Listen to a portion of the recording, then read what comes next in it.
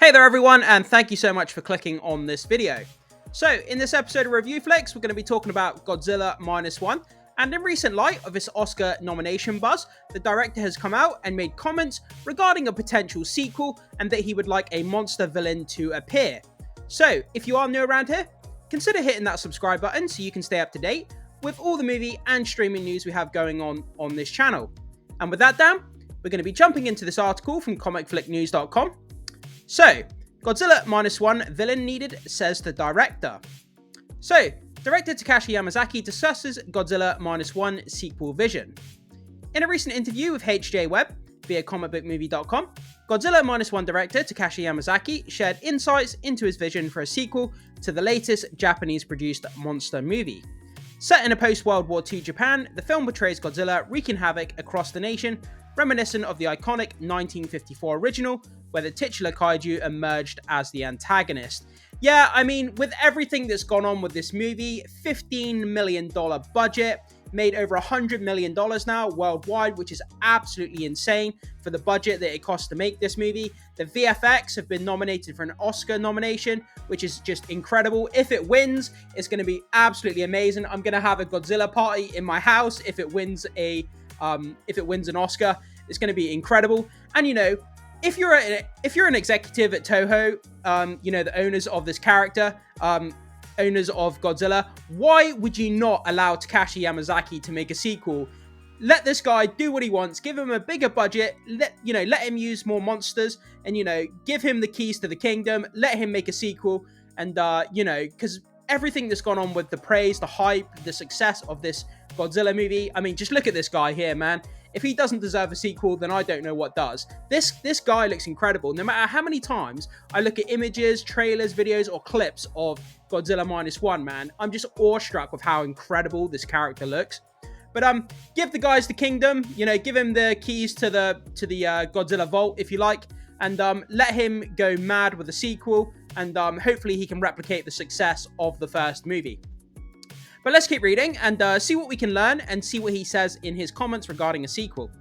So, Yamazaki's vision for a sequel involves introducing a new monster as a primary villain, aiming to uphold the tradition of Godzilla films featuring multiple Toho giants. Check out what Yamazaki had to say below. So, the director for Godzilla Minus One goes on to say the following: "If I were to direct the next Godzilla movie, I would like to do a sequel to this one. There would have been 2 standalone Godzilla films in a row now, so perhaps the next one will need to feature a villain monster." So there's 2 great things that we can learn from this quote here. So if he is hired for the next Godzilla movie, he wants to do a sequel to Godzilla Minus One. It's not going to be another sort of standalone Godzilla movie. Obviously we had Shin Godzilla in 2016, and now we've had Godzilla Minus One. They've both been standalone stories in their different time periods, different Godzilla characters. But he would like to do a direct sequel to Godzilla Minus One, so it would be the exact same Godzilla, which is exciting. And it looks like he also wants to feature a villain monster. So we're going to see another Kaiju or Titan or monster, whatever you want to call it. And that's really exciting. I mean, the fan speculation is going to go wild as to what monster he would actually use. And later on in the video, we're going to have a look at a few different Toho monsters. And, we can sort of take a look at some of them and what we think would be good and could possibly show up in a sequel. So, could other monsters appear in Godzilla Minus One sequel? Absolutely they could. So, Godzilla Minus One's success sparks sequel speculation. With its focus solely on Godzilla's destructive rampage through Japan, Godzilla Minus One delivered a back-to-basics approach to the Kaiju genre, resulting in a global acclaim. The film's impressive box office earnings surpassing now $100 million against a modest $15 million budget. The director actually came out and said that he would have loved to have had a $15 million budget. So from his comments, the movie actually had less than $15 million on the budget, which is just insane.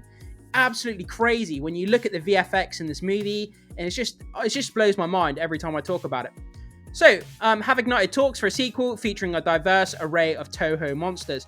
I mean, there are so many different monsters that Toho has access to.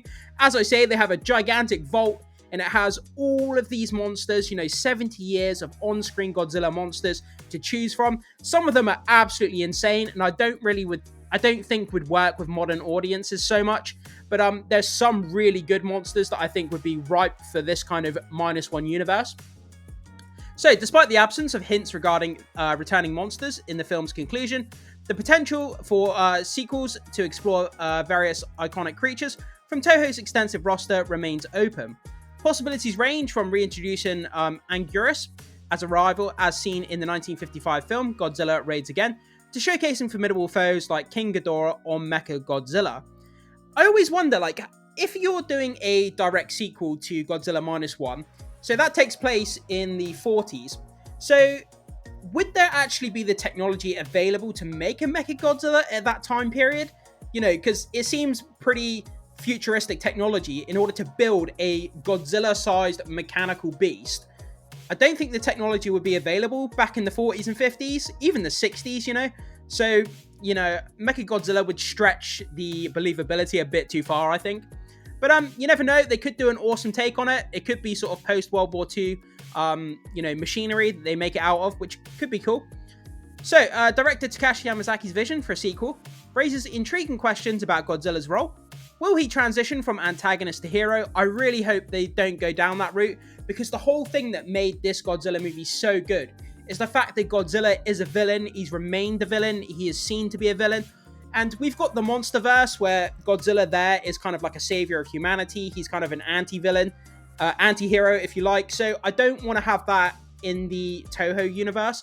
I would rather him remain a villain. Especially this Godzilla that we saw in -1, he is a straight-up villain. There is no way you could turn him into an anti-hero from what we saw in Godzilla -1. Like, this guy is not going to save humans. I just don't see that happening whatsoever. And I hope they don't go down that route anyway. So, Yamazaki's silence on this matter fuels speculation, suggesting the sequel might delve into unexpected narrative territories, possibly involving a kaiju team-up scenario where humanity grapples with multiple threats simultaneously. Could you even imagine? So, the first movie, you have to deal with, you know, the fallout of post-World War II, and you have to deal with Godzilla at the same time. Could you imagine sort of like 10 years after that, Godzilla returns and then other monsters return at the same time? So you have to deal with two threats simultaneously at the same time. That would be absolutely insane. But like, I would so love to see what they do with that. I really would. So while official confirmation of a sequel is pending, Yamazaki's contemplations offer a glimpse into the potential excitement and complexity of what lies ahead in the world of Godzilla. So, which monsters would you choose for Godzilla -1's sequel? Yeah, I mean, this is going to be the giant question, isn't it? Like, I cannot for the life of me see a reason why they would not allow Takashi Yamazaki to do a sequel to this movie. The amount of praise, the hype, the fact that he's got an Oscar nomination for his movie as well, and the amount of profit that it's made, the return on investment. Why the hell would you not give this guy a sequel or let him do what he wants with a Godzilla sequel, you know? It would blow my mind if it came out and said that they're not doing a sequel. I would, you know, I just wouldn't even know what to say. But anyway, so let's go over to this Screen Rant article quickly. We're going to have a look at some Godzilla villains or monster villains that could appear in Godzilla -1 sequel. And let's just kind of take a look at some of those monsters, and some that would be good and some that might not fit. And let's just see what we think about it. So, landing over here on this article from CBR, we have the strongest Godzilla monsters. So we could check out this small list, have a look at some of these monsters, and see which ones might fit with a Godzilla -1 sequel. So, Gigan has access to a wide range of cutting and slicing weapons. I've never seen a Godzilla movie with this guy in it, I have to be honest. But he looks pretty cool, pretty formidable. I mean, they could do a really awesome design with him. So, major abilities: chainsaws, buzzsaws, and slicers, anti-gravity lift. That would be absolutely crazy. Just picking up Godzilla -1 and kind of throwing them across Japan. Like, chainsaws, buzzsaws, and slicers. Yeah, that would make for some gory fight scenes, that's for sure. So, Biollante is essentially immortal as she can transform into spores. Biollante, would that work in a Godzilla -1 sequel? I'm not really sure, but it's a pretty awesome design. This thing, if they did a modern redesign in the vein of Godzilla -1, you know, designed for this Biollante character, they could make it really terrifying. This would be something that would be awesome, and I would love this character to appear in Godzilla Minus One, the sequel. It would look absolutely terrifying. I mean, just look at this thing. Whew. So, major abilities, tunneling prowess, energy spores. So the horticultural horror known as Biollante resulted from an experiment that mixed Godzilla's DNA with that of a plant. See, that could be something that, you know, is realistic, something that could happen in a sequel. Maybe a mad scientist has managed to get hold of Godzilla's DNA, and he thought he would mix it with a plant, and it resulted in this kind of Biollante creature.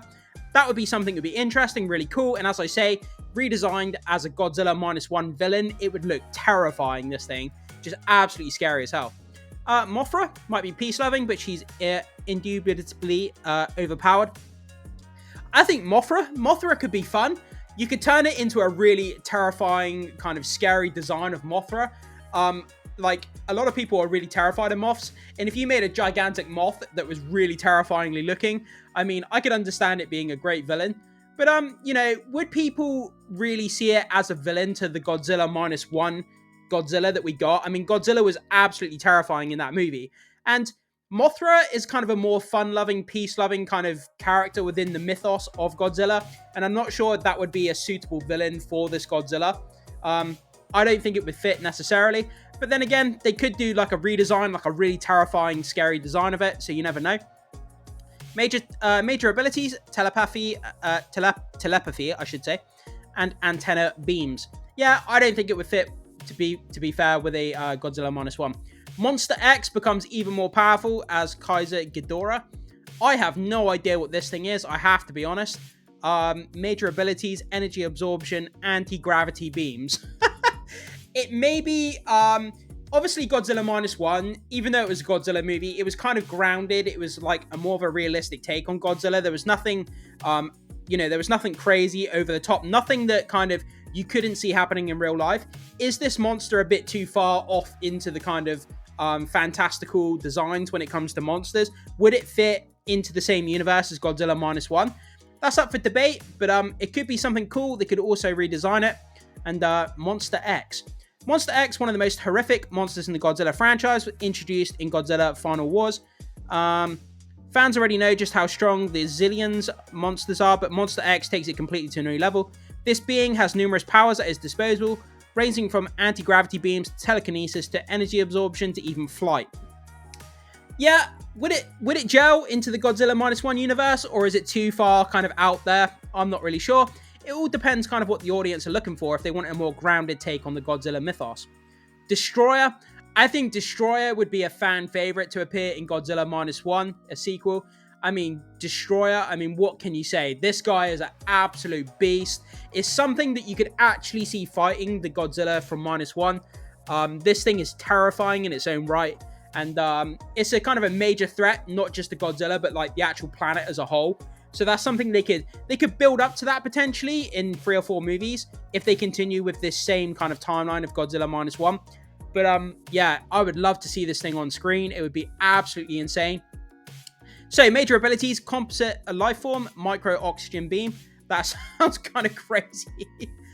Obviously, we've got King Ghidorah himself. We've already seen him appear in the Monsterverse from this screenshot here. King Ghidorah would be a welcome sight in any kind of kaiju fans' eyes. Seeing this guy pop up in the Minus One sequel would be insane. A 3-headed dragon appearing over Japan, fighting Godzilla Minus One would be absolutely insane. Everybody would love it. Take my money. I don't even care. So, hurricane winds and gravity beams. But yeah, I think this guy would be welcome. Obviously, we've got Kong. You know, where Godzilla goes, Kong's never normally that far behind. But they're doing that whole Kong and Godzilla in the Monsterverse. So they may not want to replicate that in the Toho universe. They may want to steer clear of that and do something unique and get away from Kong. So I don't think Kong's going to be in the sequel if there is one. Again, Mecha Godzilla, we already talked about. Could they potentially use 40s, 50s, 60s technology to build a Mecha Godzilla? Is that even feasible? I'm not really sure. But they could do a cool design of it if they build it from post-World War II machinery. I think it would be kind of cool, but is it realistic? I'm not really sure. I'd love to know what you guys think about that. So obviously beam weapons, artificial intelligence. Space Godzilla, mutated clone from outer space.